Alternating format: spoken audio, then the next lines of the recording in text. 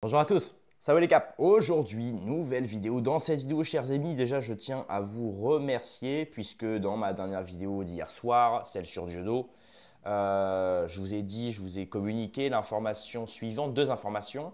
La première, celle que j'étais gravement malade, enfin gravement malade, j'étais vraiment tombé malade d'un coup, d'ailleurs ça se voyait dans la vidéo. Et étonnamment, en une nuit, ça va beaucoup mieux.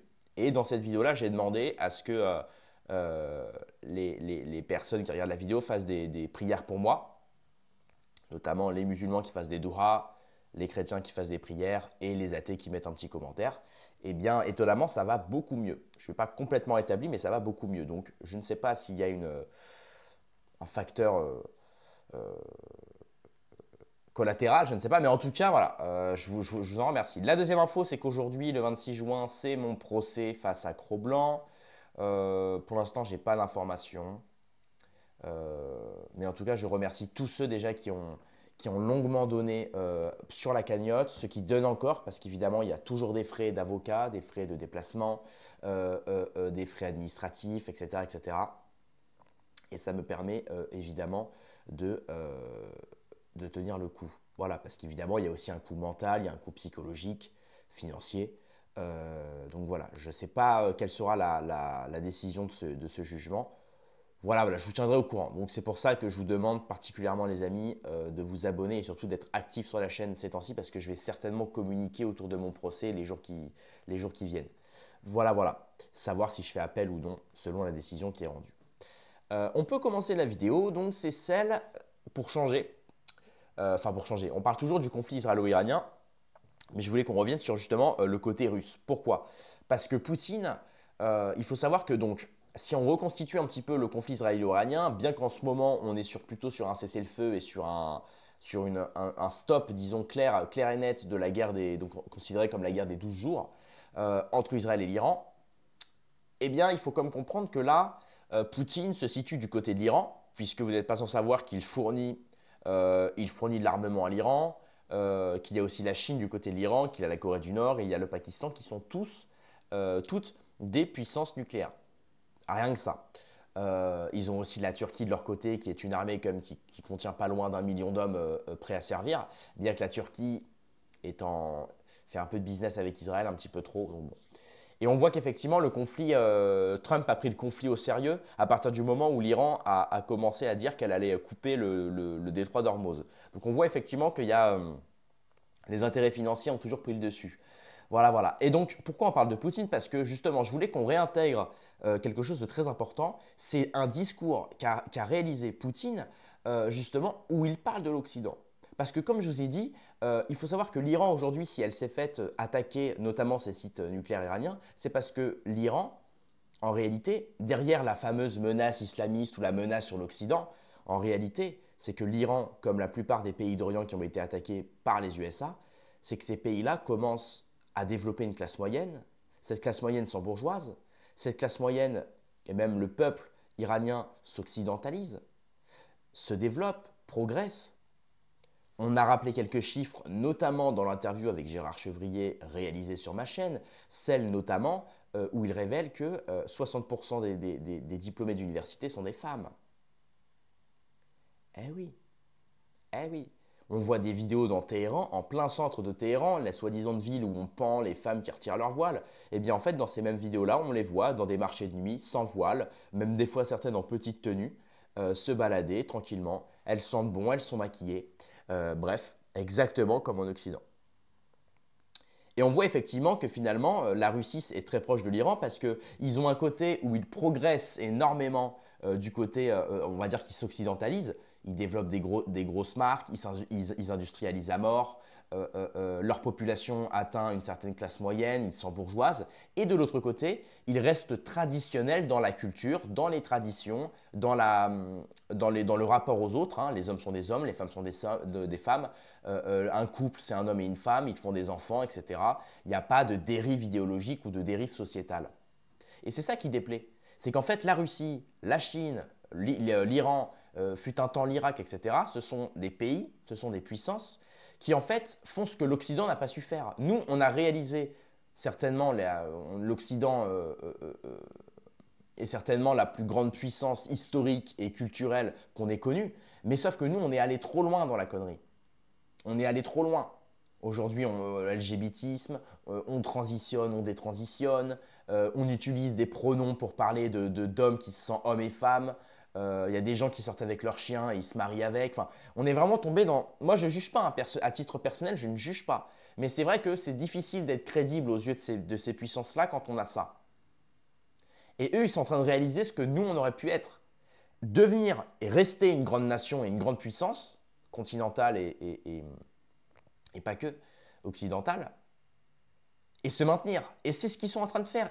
La Russie, l'Iran, la Chine, ils grimpent, ils grimpent. Et en plus, derrière tout ça, il n'y a pas de dérive. Il y en a certainement, évidemment, dans le privé, les backrooms, bref, vous avez compris, c'est logique, ça existe toujours. Mais ils n'en font pas un commerce, ils ne capitalisent pas dessus.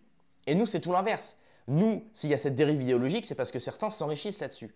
Et d'où la pertinence de parler du capitalisme éthique et non éthique. Bref, c'était une très longue intro, mais c'était très important pour dire à quel point, pourquoi l'Iran, pourquoi la Russie, pourquoi la Chine sont vus comme des ennemis et sont maltraités par nos médias, par nos présidents, par nos puissances d'État, etc. Voilà, voilà. Donc avant de commencer, mettez un pouce bleu et un abonnement et on va évidemment lire l'article du média en 442 et ensuite réagir au discours de Vladimir Poutine sur l'Occident. Alors, Poutine, l'Occident invente une menace russe pour tromper ses peuples et leur soutirer de l'argent.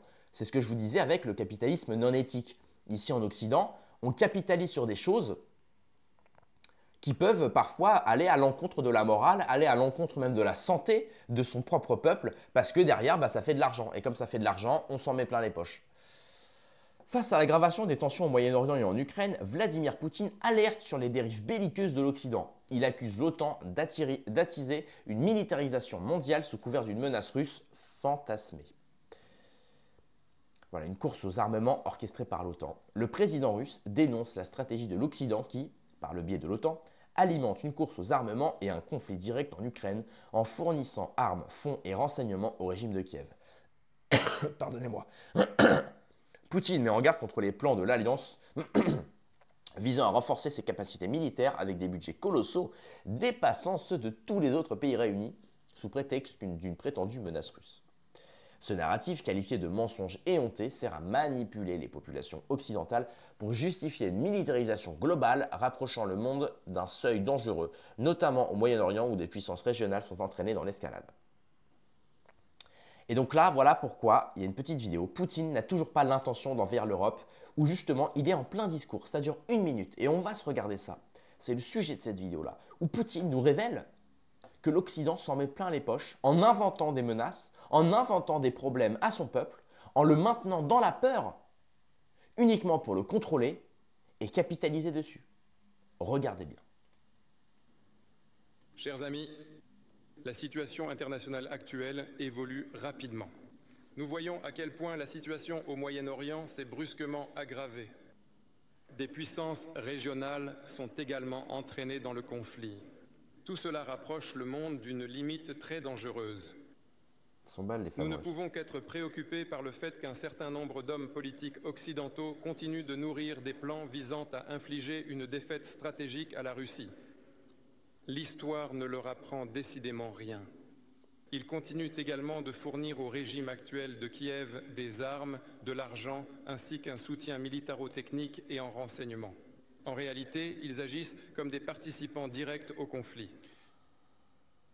Nous savons également qu'au prochain sommet de l'OTAN, il est prévu d'annoncer le lancement d'un vaste programme visant à renforcer encore davantage les capacités de l'Alliance. Pour sa mise en œuvre, les budgets militaires des pays de l'OTAN seront augmentés.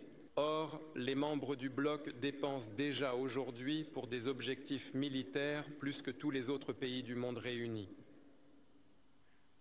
Cela montre clairement qui, en réalité, provoque la militarisation globale et la course aux armements.